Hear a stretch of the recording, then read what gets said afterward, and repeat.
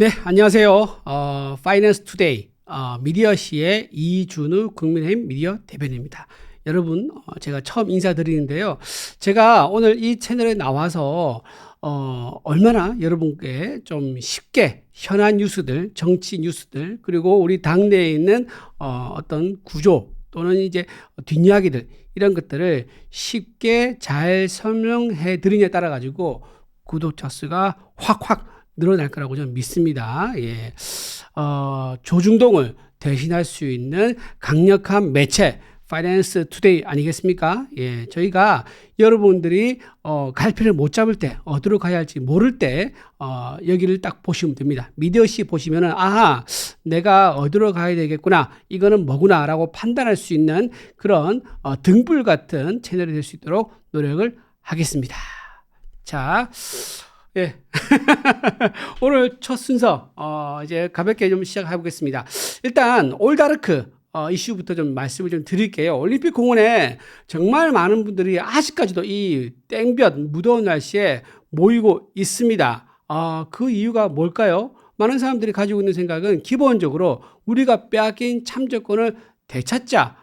그게 핵심적인 이유입니다. 그리고 특징적인 게 뭐냐? 이곳에 나오는 사람들이 주로 2030 젊은 세대예요.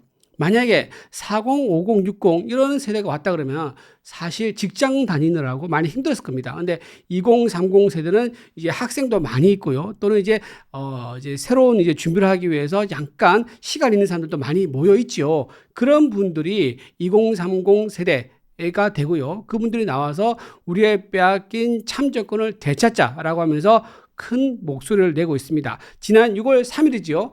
지방선거가 끝나자마자 올림픽 공원에서 투표용지가 부족하다라고 하면서 시민들이 자발적으로 모였습니다. 이 모임의 가장 큰 특징은요. 주도하는 사람이 없다는 겁니다. 보통 이런 집회가 있으면요, 이걸 기획하고 조직화하고 그리고 상당한 비용을 들여가지고 운영하거든요. 그런데 이런 이제 올림픽 공원에서는 이런 게 전혀 없습니다. 누가 지휘하는 사람도 없고요, 기획하는 사람도 없고요. 이게 또 돈이 들지 않습니다. 각각 자부담으로 와서 기꺼이 참여를 합니다. 그러다 보니까 재능 기부도 있습니다. 태극기 그림을 그리는 사람들이 있는데 그 사람들이 미대 출신인 사람도 있고요. 그냥 와서 그려주는 사람도 있습니다. 그래서 또 악기 공연도 하는 사람도 있고요. 또 본인이 무용 전공이면은 무용을 하는 사람도 있고요. 또 종교인들이 와서 거기서 기도를 하기도 하는 등 정말 많은 사람들이 아무런 보상을 받지 않고 자발적으로 나와서 참여하고 있다는 면에서 기존에 민주당 세력에서 했던 어떤 조직된 기획된 집회와는 매우 다르다라고 말씀드리고, 그렇기 때문에 이게 굉장히 오래 갈 수 있는 게 아니겠는가 싶은 생각이 듭니다. 자, 가장 놀라운 게 이거죠. 투표용지가 왜 부족했을까? 선관위가요, 투표용지 관련된 예산은요 110% 확보했다고 합니다. 그런데 그 예산을 그대로 썼을까요? 아닙니다. 50%밖에 쓰지 않았다고 합니다. 그러다 보니까 전국적으로 투표용지가 부족한 사태가 일어났고요. 처음에는 서울 몇 군데만 투표용지가 부족하다 얘기가 나왔었죠. 근데 나중에 시간 지나니까 아니야, 50군데라는 얘기가 나옵니다. 또 지나니까 70 몇 군데다. 나중에는 91곳이다. 그 나중에 도대체 몇 군데가 정확하게 투표용지가 부족인지 모르는 이런 황당한 사건이 터지게 됩니다. 자, 2030 세대 분노했던 그 대학생들은 올림픽 공원으로 나왔습니다. 그러면서 뭐라고 외쳤느냐? 시험은 다시 보면 되지만 우리의 빼앗긴 참정권은 다시 찾을 수가 없다. 따라서 우리는 참정권 수호를 위해서 이 거리로 나왔다. 라고 얘기를 했습니다. 그러면서 투표지, 지금 투표 용지가 상당히 많다고 그러는데 몇만 장이 그러죠? 240만 장이 넘는 투표 용지가 모여 있다고 하는데, 이 투표 용지가 무단 반출되지 않도록 하기 위해서 현장을 지키고 있습니다. 근데 이 현장의 특징이 뭐냐면요, 대학생도 있지만은 연인들, 가족 단위로 굉장히 많이 옵니다. 과거에 민노총에서 했다거나 또 민주당에서 기획한 선거 보면요, 시위 전문가들이 많이 와가지고, 조끼를 입고요. 얼굴을 시커멓게 많이 탔습니다. 머리 빡빡 밀고요. 그리고 머리 띠를 두르고 있습니다.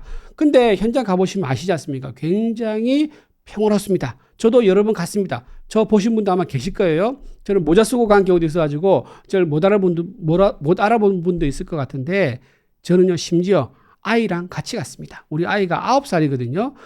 만약에 그 시위 현장에 거칠고 폭력적이라 그러면 아이 데려갈 수 있습니까? 아닙니다. 그만큼 시위가 평화롭고 아주 순수한 열정으로 시위가 이루어졌다. 그런데 여기서 가장 중요한 건 뭐냐? 이게 동력을 잃지 않는다는 거고요. 동력을 잃지 않는 그 원인 중에 하나가 바로 국민의힘 장동혁 대표가 현장에서 거의 매일 함께 시민들과 함께 목소리를 내면서 참정권 수호를 외치고 있기 때문입니다. 자, 그리고 또 한 분 또 있죠. 올다르크라는 또 여성도 있습니다. 그분도 올림픽 죄송합니다. 올림픽 아니고 미국 성조기죠. 성조기를 몸에 두르고 대한체육회가 찾아와서 사무실에 있는 집기를 들고 나간다고 했을 때 믿을 수가 없다. 그분들이 들어와서 투표 용지라든가 투표함에 어떻게 접근할 줄 모르기 때문에 나는 특검이라든가 그런 공식화된 수사기관이 오지 않으면은 이 현장을 비켜줄 수 없다면서 버텼습니다. 장동혁 대표도 그날 함께 갔지요. 물론 장동혁 대표는요, 대한체육회와 협상을 통해서 우리가 KBS 카메라 그리고 종편 카메라 2대가 따라 들어가서 라이브로 실시간 중계하면은 이거 여러분들이 생각하는 그런 조작이라든가 왜곡 없을 거다. 걱정 마라 라고 하면서 설득을 했습니다. 설득을 했었고 그 설득한 결과를 대한체육회 오케이, 경찰도 오케이, 현장에 있는 많은 시민들도 오케이를 했었습니다. 그런데 올림픽공원에 올더러크라는 그 여성이 그래도 나는 못 믿겠다라고 하면서 버텼고 그 버틴 결과 2시간 만에 대한체육회가 돌아갔습니다. 자, 이때 많은 국민들이 좀 이제 생각이 좀 갈렸었어요. 올림픽 공원에서 좋은 뜻으로 모여있고 물을 만 것은 알겠지만은 그래도 당 대표가 와서 직접 중재를 했고 대한체육회도 오케이 했던 내용인데 좀 열어주면 좋지 않겠느냐라는 그런 의견도 있었습니다. 또 한편으로는 아니다. 아직 믿을 수가 없다. 잘 막았다라는 의견도 있었습니다. 자, 일단은 경찰에서는요, 이 올다르크 여성을 업무 방해, 즉 대한체육회 정상적인 업무를 방해했다는 혐의로 영장을 쳤습니다. 근데 법원에서 어떻게 했죠?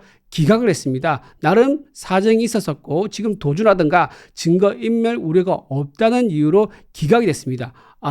저는 법원에서 아주 현명한 판단을 했다고 생각이 듭니다. 물론 이 상황 때문에 정부에서는 부담을 갖겠죠. 당연히 정부에서는 부담을 가지면서 경찰들에게 야, 이거 좀 빨리 해결해봐 라고 하고 있지만 그렇게 하는 순간 국민들은 어떻게 되죠? 분노가 폭발하면서 정권 타도 운동으로 확산될 가능성이 있습니다. 지금은 선관위 해체 이런 수준의 요구가 나오고 있지만은 강제로 들어가는 순간 정권 타도 문제가 나올 수 있었기 때문에 저는 올다르크가 어쨌든 잘 막았다. 결과적으로는 잘 막았다라고 생각을 하고요. 또 장동혁 대표도 거기서 그날만 좀 아쉬운 부분이 있었지만 그 이후로도 계속 올림픽 공원에 나와가지고 시민들의 참정권 수호를 위해서 거의 하루도 빠지지 않고 함께하고 있었기 때문에 결과적으로 우리는 뭘 얻었지요? 바로 특검을 얻었습니다. 우리가 특검을 요청할 때 민주당이 이걸 받을 리가 있습니까? 아니죠. 기존에 했던 내란 관련 특검 보십시오. 민주당은 자기 마음대로 했습니다. 그것도 결과가 별로 안 나왔습니다. 그럼에도 불구하고 뭔가 부족하다면서 종합특검까지 했습니다. 이렇게 민주당에서는 특검을 자기 마음대로 하는데 장동혁 대표 특검 주장하면 이게 그냥 먹히겠습니까? 그냥 안 먹히겠죠. 하지만 어떤 힘 때문에 우리가 특검을 관철할 수 있었습니까? 장 대표가 올림픽 공원에 나와서 시민들과 함께 외쳤기 때문에 민주당에서도 야, 이거 특검 안 받으면 안 되겠다. 그런 부담을 느끼고 특검을 결국은 수용할 수밖에 없었습니다. 장동혁 대표의 역할이 매우 크다고 할 수밖에 없는 상황이다라고 말씀드립니다. 또 하나 올림픽 공원 특징 중 하나 말씀드리면요. 이 선거 구호가 굉장히 의미심장하다는 겁니다. 당일 투표 수개표 이 얘기가 나왔죠. 이 당일 투표 수개표는요. 지금 대만에서 이렇게 하고 있는데 상당히 많은 나라가 당일 투표 수개표랍니다. 전자개표를 하지 않습니다. 왜? 전자개표를 했더니 이게 해킹될 가능성이 있고 이게 에러가 날 가능성도 있고 애초에 프로그램이 뭔가 세팅됐을 그런 가능성도 있기 때문에 애시당초 어떤 오류도 있을 수 없는 수개표라는 것이 가장 맞겠다라고 해서 많은 선진국들이 당일 투표 수개표를 하고 있습니다. 실제로 대만 같은 경우는요, 그날 투표 끝나지 않습니까? 그럼 투표 종료와 동시에 투표함을 옮기지 않고 바로 개표를 합니다. 그러면서 한 장 한 장 꺼내면서 큰 소리를 외칩니다. 홍길동! 그러면은 많은 사람들이 홍길동! 같이 외치면서 발을 정자를 쓰면서 득표가 어떻게 되는지 확인합니다. 이렇게 되면 참관인도 확인하고요. 일반 국민들도 들어가서 확인할 수 있기 때문에 오류가 생길 수 없는 거죠. 이렇게 당일 투표 수개표가 굉장히 많은 선진국에서 인정받고 있는 제도이기 때문에 이 제도를 도입할 필요가 있다는 것이 많은 전문가들 그리고 시민들의 바람이고, 이게 제도적으로도 지금 이루어질 수 있도록 국민의힘이 많은 노력하고 있다 말씀을 또 드립니다.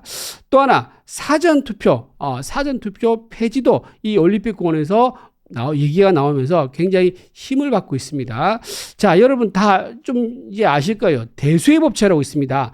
대수의 법칙은 어떤 큰 수가 나오면 나올수록 결과값이 한 곳으로 모인다, 수렴한다, 이런 의미가 되는데, 본투표와 사전투표가 대수의 법칙에 따르면 나중에 결국은 비슷한 방향으로 후보 간의 득표율이 나와야 되는데 그러지 않습니다. 본 투표에서는 국민의힘이 유리하고 사전 투표에서는 정반대로 민주당 후보가 유리하게 나오니까 왜 대수의 법칙이 우리나라 선거에서, 특히 사전 투표 선거에서만 적용되지 않는가 라면서 많은 수학자들이, 통계학자들이 의문을 가지고 있습니다. 그 의문을 여전히 해결하지 못하고 있는 상황이기 때문에 지금 이 사전 투표에 대한 국민들의 의혹이 끊이지 않고 있는 거고, 그래서 사전 투표 제도를 아예 없애버리자 라는 얘기까지 나오고 있습니다. 자, 사전투표를 옛날에 2000년 영국에서 일부 시행한 적이 있었습니다. 영국 선진국이죠. 근데 그 선진국도 이것을 시범적으로 시행해 나왔어요. 어떻게 했을까요? 이걸 폐지했습니다. 자기들이 해보니까는 불안한 거예요. 그리고 이게 사전투표가 투표를 많이 올리는 효과가 생각만큼 높지가 않았다. 그리고 사전투표가 주는 유권자들의 불신 때문에 선거 전체가 결과가 나오더라도 수용성이 매우 떨어지는 그런 문제가 나왔기 때문에 영국에서도, 선진국인 영국에서도 2000년에 이것을 시범적으로 시행하다가 중단했습니다. 자, 대만 같은 경우도 사전투표제를 시행하고 있지 않지요. 세계적인 IT 강국 대만입니다. 그런데도 왜 사전투표 제도를 하지 않을까요? 이 대만 같은 경우도 이 사전투표 제도가 어떤 식으로든 오염될 수 있고, 외부의 개입에 의해서 사전투표함이 예를 들면 바꿔치기 된다든가, 또는 그 수가 빠진다든가, 또는 그 수가 들어간다든가, 이런 것들을 가능성을 원천적으로 100% 배제할 수 없기 때문에 대만도 사전투표 제도를 시행하고 있지 않습니다. 자, 그래서 올림픽 공원에서 모인 시민들의 목소리가 아까 방금 말씀드린 대로 사전투표 제도를 없애는 것, 그리고 당일 투표 전자개표가 아닌 수개표로 가는 것, 이런 것들에 대해서 굉장히 구체적으로 얘기하고 있다. 이것이 국민의힘에 의해서 제도적으로 실제 입법될 수 있도록 최선을 다하고 있다 말씀을 좀 드리겠습니다. 자, 끝으로 좀 더 말씀드리면, 지난 7월 17일이었죠. 재헌절 날 장동혁 대표가 올림픽공원에 모여주세요. 우리가 잃어버린 참정권 우리가 되찾아야 됩니다 라고 하면서 시민들의 힘을 보여주세요 라고 했는데, 실제로 많은 시민들이 모였습니다. 언론에도 크게 보도가 됐었죠. 민주당도 좀 안 모이길 바랬는데, 민주당에서도 이 뜨거운 이 땡볕 날씨에도 모여드는 시민들을 보면서 겁을 먹었습니다. 자, 그래서 이번에 8월 15일이죠.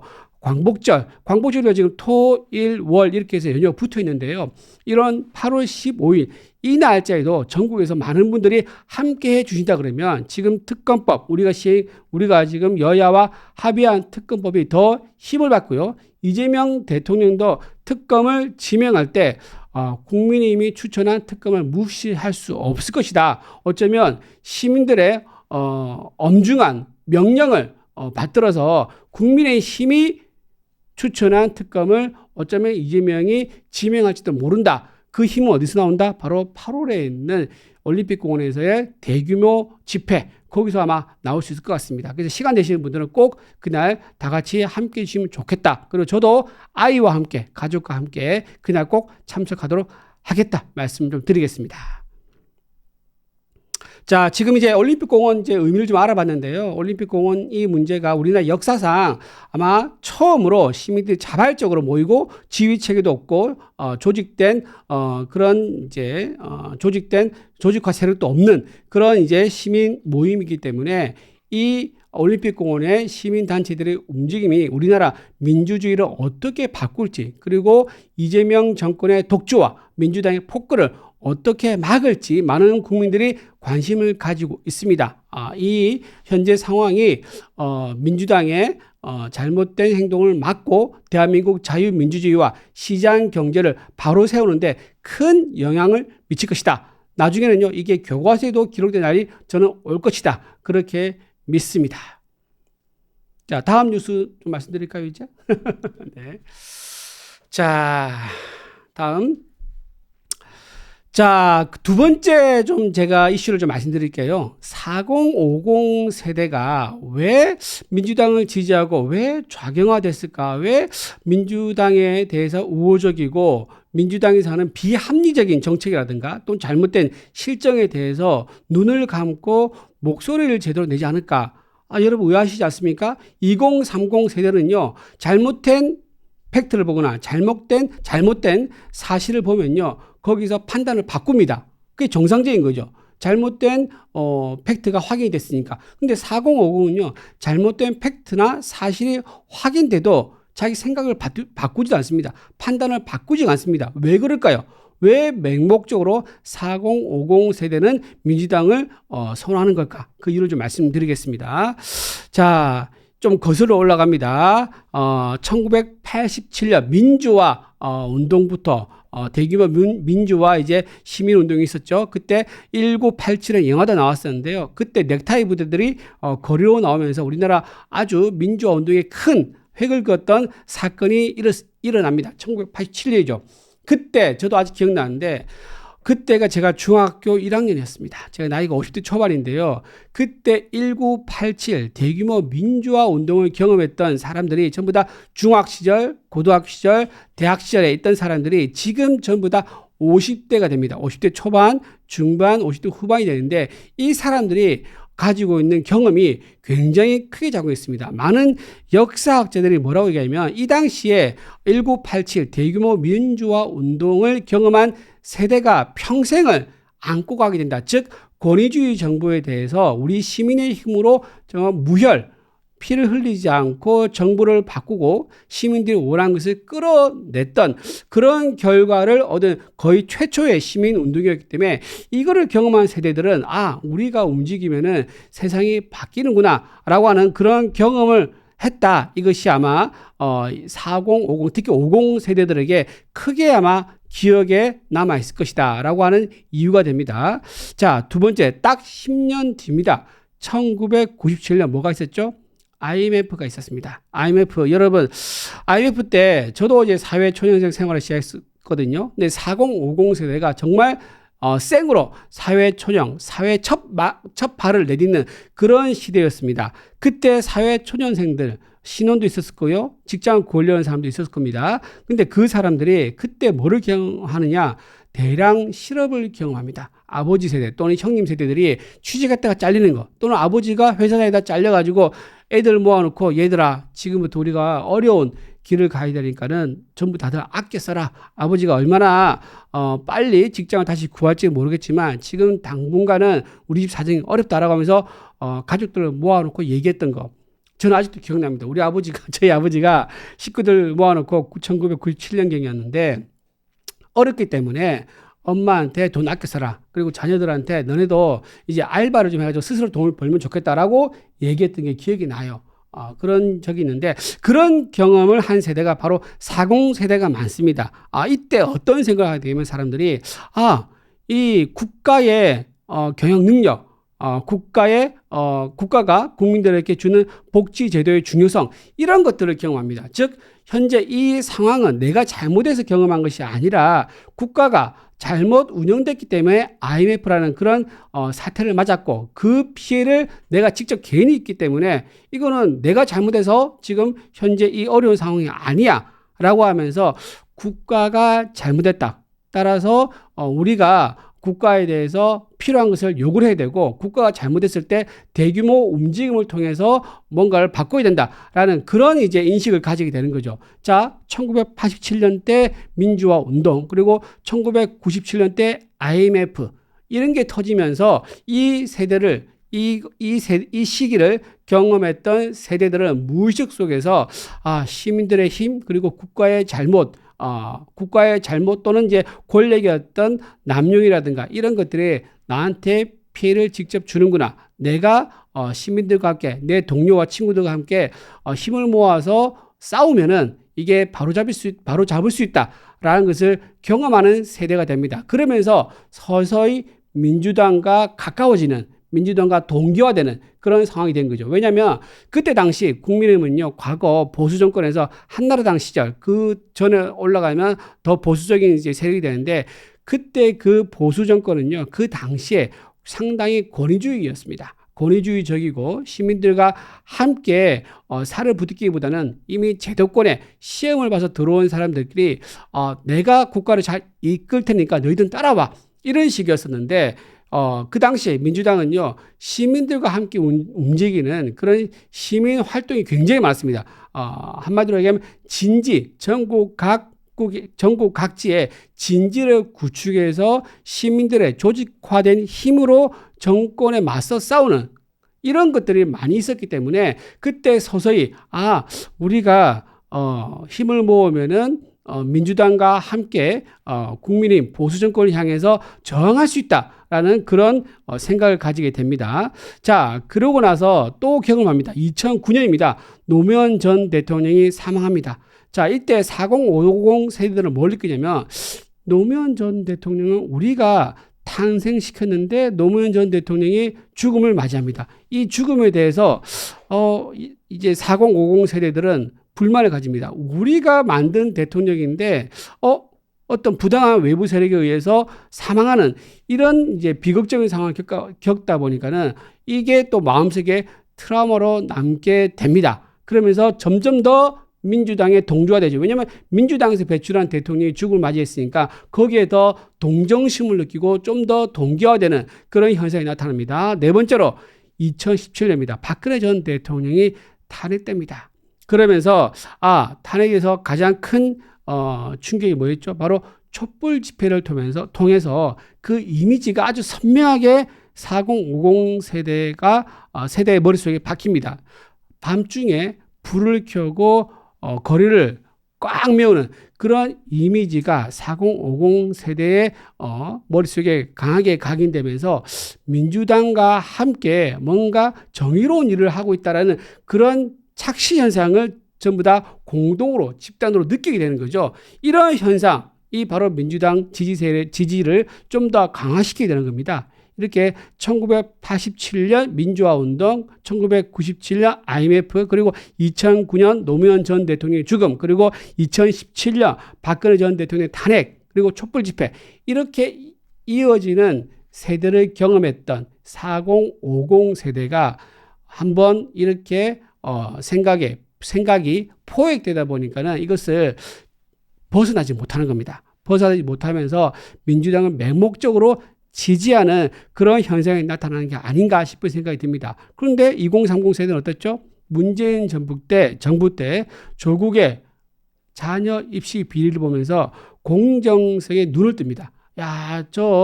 조국은 공자님 말씀하면서 세상 모든 것을 다 심판하는 윤리 심판원처럼 얘기하더니 이중적이다, 위선적이다, 내로남불이다 라고 하는 것을 경험하면서 거리로 나오죠. 거리로 나와서 조국 구속을 외쳤고요. 또 아까 말씀드린 이 세대들 민주당의 조직화된 그 시민사회 운동에 포획된 4050 세대도 거리에 나옵니다. 그러면서 2030 세대와 4050 세대가 거리에서 충돌합니다. 한쪽에서는 조국 수호, 한쪽에서는 조국 구속을 외치면서 거리에서 맞붙는 그런 현상이 일어나게 되는 거죠. 그게 지금까지 이어지고 있는 거고요. 그래서 2030 세대는 우리에게 실제 이익을 주지 못하고 우리가 노력한 만큼 얻어가지 못하는 그런 세상을 만드는 민주당 우리는 인정할 수 없다라고 싸우는 거고요. 4050 세대는 너네가 뭘 알아? 우리가 민주화를 만들었고 우리가 전 대통령의 죽음까지도 경험하면서 이까지 왔단 말이야 라고 하면서 2030 세대를 또 폄하하면서 너희들은 뭘 몰라 라고 하는 세대 갈등, 세대의 충돌이 일어나게 됐다. 그렇게 현재 상황을 좀 말씀드릴 수가 있습니다. 자, 여러분, 제가 40, 50 세대가 어떻게 좌경화됐는지 조금 정확하게 설명을 드렸는데요. 또 시간이 되면 제가 좀 더 설명할 수 있는 그런 기회가 좀 되면 좋겠다 말씀드리고 조금 오늘 설명한 게 도움이 되길 바랍니다. 자, 그 다음으로 지금 민주당 전당대회 좀 말씀드리겠습니다. 지금 대한민국 지금 민주당 전당대회로 대한민국이 떠들썩합니다. 자, 지금 이제 컨벤션 효과라고 그러죠. 이 전당대회 덕분에 민주당의 지지율 조금 올라갔습니다. 그리고 좀 희한한 현상이 뭐냐면 민주당은 지지율이 올라가는데 이재명 대통령에 대한 지지율은 또 떨어지는 현상이 나타나고 있거든요. 이게 디커플링이다 그러죠. 보통 집권 여당과 대통령의 지지율은 함께 묶어서 같이 가는데 그러지 않고 따로 떨어져서 한쪽 올라가고 한쪽 내려가는 이런 현상이 나타났습니다. 자, 왜 그럴까요? 이재명 대통령이 지금 했던 부동산 정책 그리고 주식시장 지원 정책 이런 것들이 국민들의 분노를 지금 분노를 자아낼 수밖에 없는 상황까지 왔기 때문입니다. 부동산 정책 가진 사람을 무조건 적대화하고 악덕화시켜가지고요 징벌적 과세를 하니까 국민들 여론 당연히 좋지 않겠죠. 이 때문에 서울에 있는 민주당 의원들은 따로 모여서 지금 이재명 정권이 하고 있는 부동산 정책에 반대해서 우리가 따로 움직여야 돼. 그러지 않으면 우리 2년 뒤에 있는 선거에서 다 떨어져. 라고 얘기를 하고 있는 거예요. 즉 이재명 정부는 부동산 정책을 밀어붙였지만 거기에 반대하면서 부동산 정책을 정상화시킨 그런 따로 별도의 움직임을 보이고 있는 겁니다. 그러니까 서울에서 시민들의 반응은 어떻겠습니까?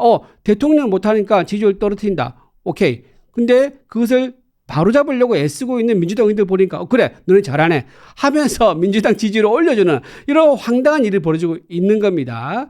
자, 주식도 마찬가지죠. 주식도 김용범 정책실장에 정말 어처구니 없는 단일 종목 레버리지 ETF 출시 이것 때문에 지금 난리 났습니다. 도박장이 됐다라는 얘기가 나오고 있고요. 영국의 파이낸셜 타임즈는요.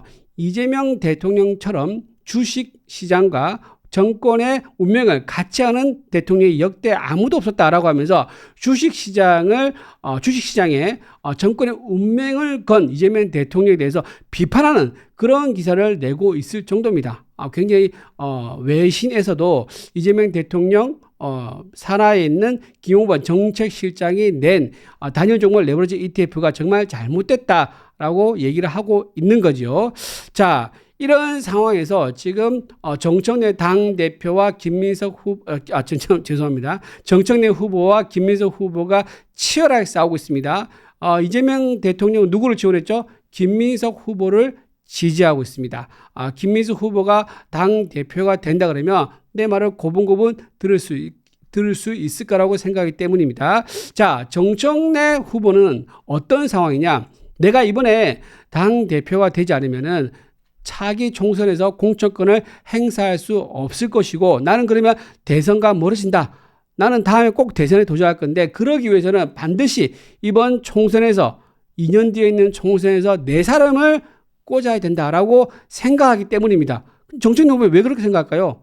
이재명 대통령이 그렇게 해서 당권을 장악하고 대선 후보가 됐기 때문입니다. 본인도 똑같은 방법을 구사한 거죠. 근데 이재명 대통령은 그렇게 하면 안 된다고 얘기하고 있는 거고 정청래는 당신이 했는데 왜 난 하면 안 되냐라고 얘기를 하고 있는 겁니다. 정말 웃기는 상황이 된 거죠. 근데 다들 알다시피 이재명은 원래 본인이 하고 싶은 건 다 합니다. 하지만 남이 본인이 했던 방식 똑같이 구사하면 너는 하면 안 돼 라고 얘기하고 있는 법 앞에 예외인 그런 행동을 보이고 있는 거죠.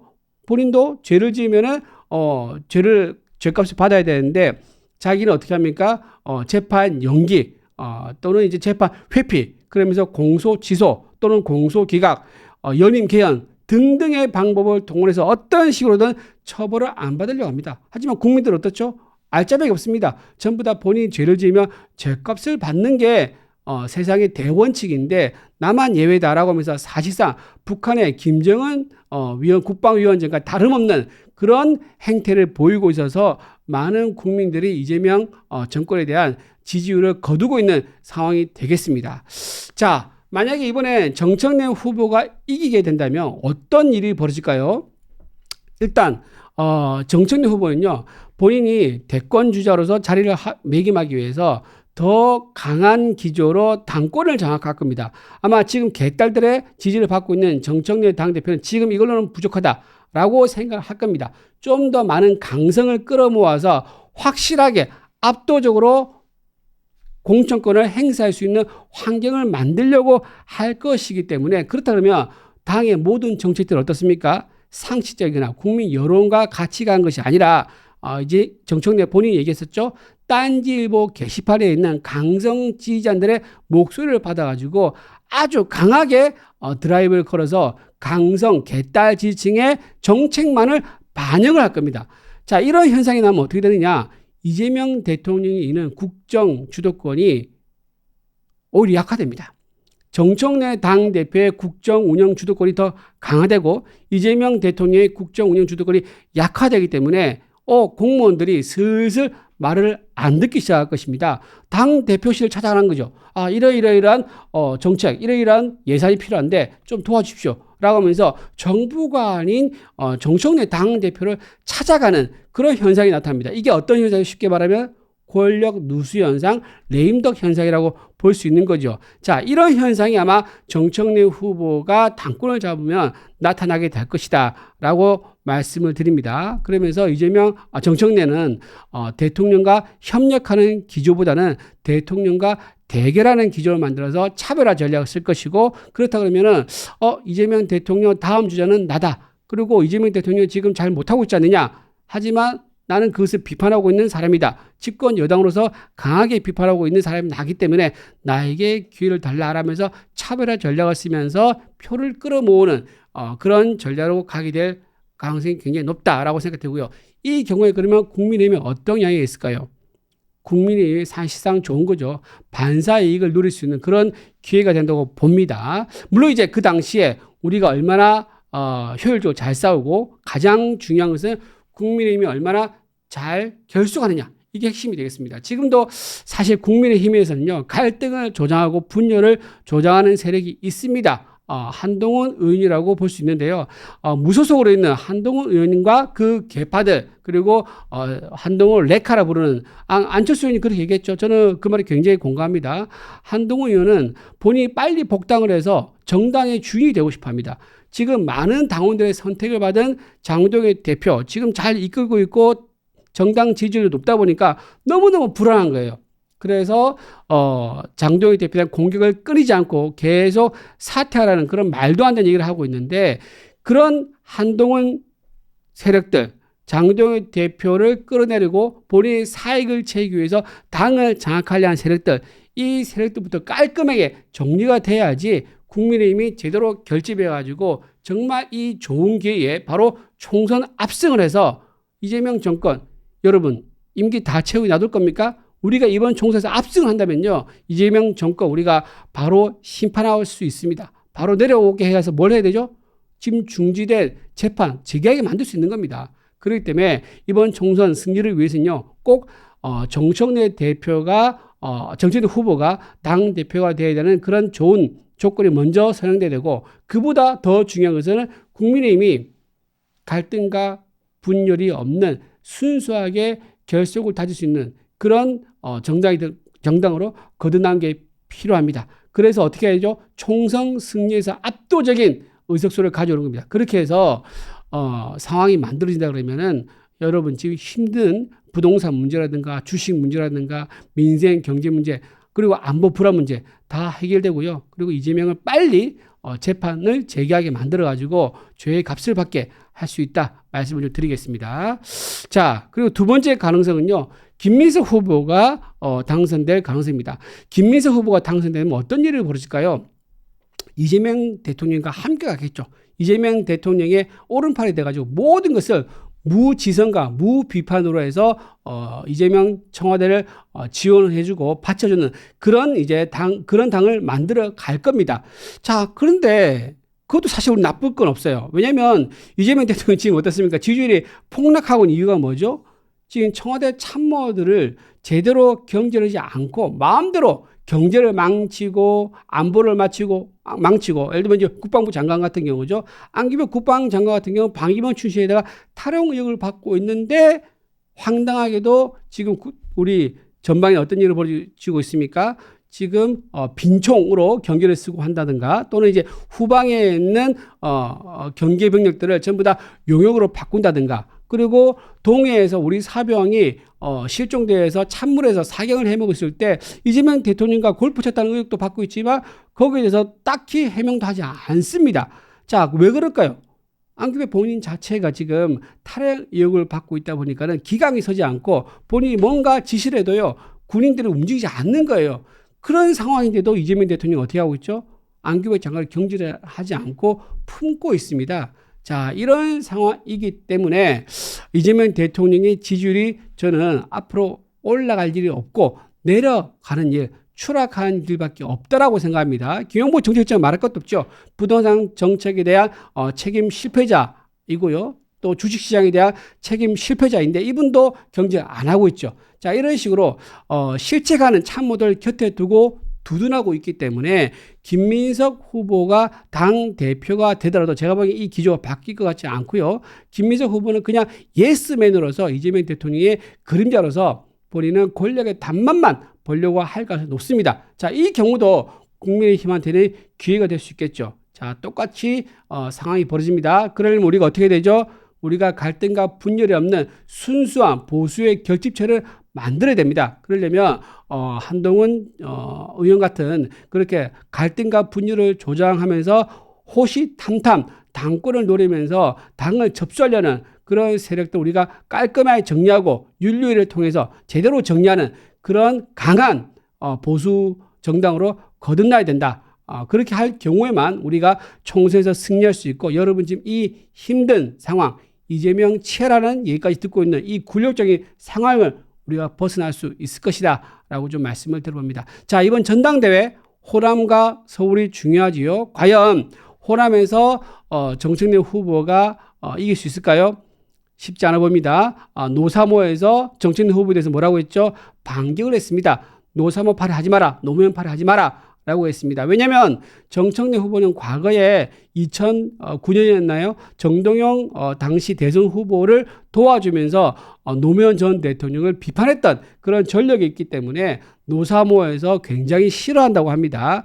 자, 노사모 세력이 만만치 않은 힘을 가지고 있는 호남에서 과연 정청래 후보가 얼마나 득표를 할 수 있을지 그리고 김민수 후보도 마찬가지예요. 이재명 대통령이 뭘 했죠? 호남 반도체라는 큰 선물 줬는데 여러분 호남 반도체 지금 머리에 기억이 납니까? 몇 주 전에 전국이 떠들썩하게 만들었던 호남 반도체에 대한 대규모 투자인데 지금은 조용합니다. 왜? 이게 현실화될 가능성이 매우 낮다는 것을 먼지가 깔아지면서 다들 느끼는 거죠. 그렇기 때문에 김민석 후보도 딱히 호남 반도체에 대한 혜택을 누리지 못할 것 같습니다. 이런 상황에서 누가 이길지 정말 예측하기 어려운 상황인 것 같습니다.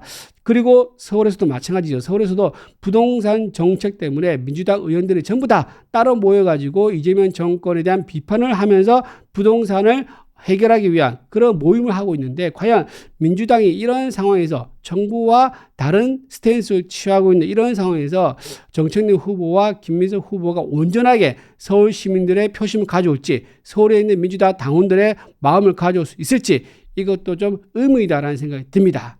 자, 남아있는 민주당 전당대회 여러분들 좀 재미가 있을지 모르겠습니다만 우리가 아닌 상대 정당이 전당대회를 치르면서 싸우고 있는 모습 남의 집 싸움한 거 좀 약간 재밌게 볼 수도 있을 것 같긴 한데 어쨌든 누가 되든 간에 국민의힘에는 굉장히 유리한 상황이 될 거라고 저는 믿어 의심치 않습니다. 어떤 결과가 나오든 국민의힘은 흔들리지 않게 보수로서 결속력을 다져서 강한 보수 정당으로서 맞서 싸워서 총선에서 압도적 승리하는 그런 기회를 만들어야 할 것이다 말씀드립니다.